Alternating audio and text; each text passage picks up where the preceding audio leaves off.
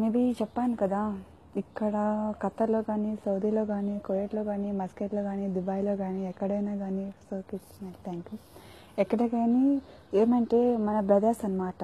అంటే మన అన్నవాళ్ళు, మన ఎవరైనా కానీ అంటే సపోజ్ ఇక్కడ మేమేం దేనికి వచ్చినామో అది మనకు తెలుసు కదా, వాళ్ళకి తెలియదు కదా.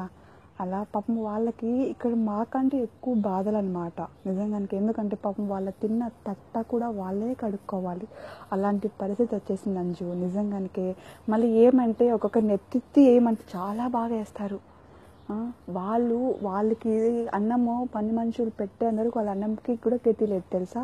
లేదంటే వాళ్ళే చేసుకొని తినాలి, వాళ్ళే కడుక్కోవాలి, ఆఖరికి వాళ్ళు తిన్న తట్ట కూడా వాళ్ళే కడుక్కోవాలి.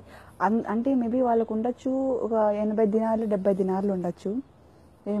వాళ్ళే అంత ఫోజులు కొడుతుంటే మరి నేను లైవ్లు చేయకూడదంట. నేను ఎందుకు చేయకూడదు చెప్పు? నా లైవ్, నా ఇష్టం, నా ఫేస్బుక్, నా అకౌంట్.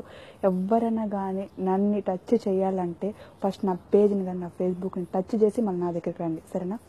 మీరు వచ్చి మీ డ్రైవర్ల పనికి, సరేనా? ఏమైనా కార్లు ఏమైనా ఉంటే కార్లు క్లీన్ చేసుకోండి. నా పని గురించి మీరు మాట్లాడద్దండి, సరేనా? నేను ఏం పనికి వచ్చినా, నాకు ఎందుకు వచ్చినా నాకు తెలుసు. బ్రదర్స్, మీకే బ్రదర్స్, సరేనా? మేబీ నా కోసం చాలామంది చాలా చాలా ప్రయత్నం